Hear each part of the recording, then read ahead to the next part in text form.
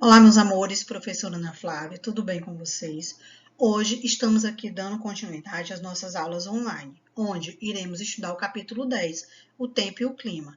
Na nossa aula específica de hoje, iremos abordar a atmosfera. Então, vamos entender de que forma ocorre o processo atmosférico e as poluições na nossa atmosfera. Vamos começar. Iniciando esse processo, vamos entender por que a atmosfera é tão importante para a vida dos seres vivos, tanto o ser humano como a natureza. A nossa atmosfera, ela tem uma camada de ar que envolve o nosso planeta Terra. Outros planetas do sistema solar também apresentam atmosfera. Os gases que compõem a atmosfera são mantidos ao redor da Terra devido à atração da gravidade e o seu movimento, ou seja, o movimento de rotação e translação. E a densidade do ar diminui à medida que aumenta a altitude. Então, nesse ponto aqui, o que precisamos relembrar? Que os gases que compõem a atmosfera são mantidos através de dois movimentos. O movimento de rotação e o movimento de translação. E vocês lembram das suas características? Vamos recapitular. Rotação, ele está relacionado com o dia e a noite, ou seja, 24 horas.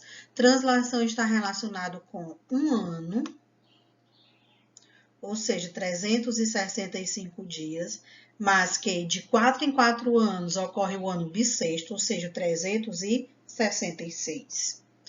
E que também os nossos planetas do sistema solar são 8. Mercúrio, Vênus, Terra, Marte, Júpiter, Saturno, Urano e Netuno. Plutão não faz mais parte do sistema solar. Plutão hoje é considerado um planeta anão. E voltando à nossa atmosfera, podemos perceber que ela é uma fonte de oxigênio e gás essencial para a nossa vida, regula a temperatura e o clima terrestre, é responsável pela distribuição de água no nosso planeta, ou seja, a água da chuva, e protege a Terra das radiações cósmicas e dos meteoros. A nossa atmosfera terrestre apresenta algumas diferenças, onde a coluna de ar que compõe e exerce uma pressão é chamada de pressão atmosférica. Essa pressão sofre variação ao longo da superfície terrestre e ela também é responsável pela questão da gente conseguir ver o céu azul durante o dia, pois suas partículas elas conseguem difundir a radiação e deixar visível a cor azul para nós. A nossa atmosfera ela é composta de nitrogênio, oxigênio, argônio, que é uma poeira de ar, gás carbônico, outros gases pequenos, ou seja, em pequena quantidade, e o vapor de água. Precisamos entender também que dentro da nossa atmosfera existem alguns processos com relação à poluição do ar, ou seja, a nossa poluição atmosférica. Ela está relacionada pelo calor, a radiação ou ruído, que não estão presentes normalmente na nossa atmosfera, pois a poluição do ar pode ser resultado de um processo natural ou um processo produzido pelo homem, ou seja, pelo ser humano. E que, de certa forma, apresentam características bem visíveis para todos. Por exemplo, os processos naturais, nós temos a erupção vulcânica, tempestade de areia, incêndios florestais que são causados pela própria natureza, uma poeira cósmica. Já a poluição humana, nós temos as fumaças que saem dos veículos, das fábricas, as refinarias de petróleo. A agricultura também pode ser uma poluição do ar e nós temos também as queimadas. Dentro dessa ação, nós temos as consequências da poluição atmosférica, que são causadas por impactos negativos na saúde humana, no clima e no meio ambiente. Um dos efeitos do excesso de gases emitidos pelo homem para a atmosfera está relacionado com o efeito estufa, que gera o aquecimento global. Esses dois pontos já estudamos em videoaulas anteriores, tanto o efeito estufa como o aquecimento global. O efeito estufa é um fenômeno natural e essencial para os seres vivos. Ele evita que a Terra perca calor demais, gerando variações bruscas de temperatura. Aqui é o efeito natural. Com o aumento da emissão do efeito estufa em decorrência das atividades humanas, ocorre a variação do aumento da temperatura global. Aqui já é uma ação do homem. Uma outra consequência da poluição é a chuva ácida, que atinge diversas regiões do planeta. Os gases e partículas formados da chuva ácida podem ser transportados por quilômetros de distância com uma fonte emissora. Mas de que forma realmente podemos proteger a Terra? Ou seja, de que forma a atmosfera pode proteger o nosso planeta? Ela consegue impedir que grande parte dos meteoros que se aproximam da Terra cheguem em sua superfície. Muitos queimam com o atrito e o calor da nossa atmosfera. E aí fica visível para a população como se fosse uma estrela cadente. A radiação ultravioleta é filtrada na camada de ozônio e essa radiação é extremamente nociva para os seres vivos. Além disso, a atmosfera ainda regula a quantidade de radiação que chega e que é perdida pela superfície terrestre. Mas afinal, o que é poluição? Bem, significa degradação, contaminação, doença, e está relacionado com a ação do homem sobre o meio ambiente, que muitas vezes são efeitos negativos.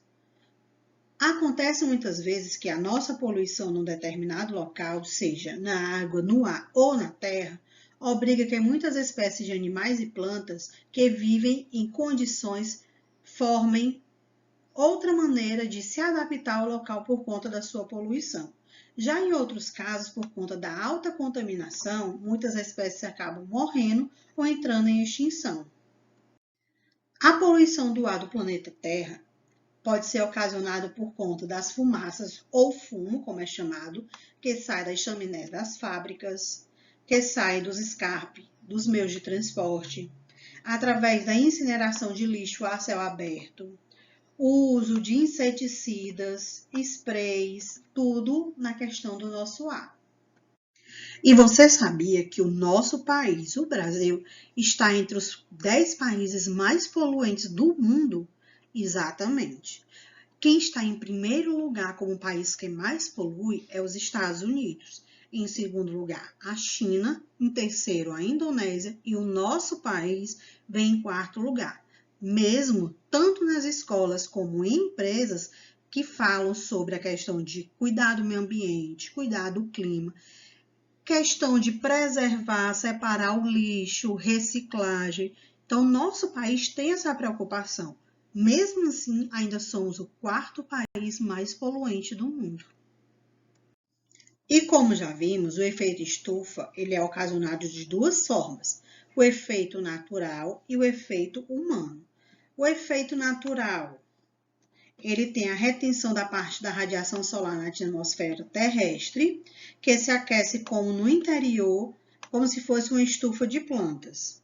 Os responsáveis por esse aquecimento são os gases, como o carbono, que tem a propriedade de refletir de volta da superfície terrestre a radiação que foi dissipada no espaço.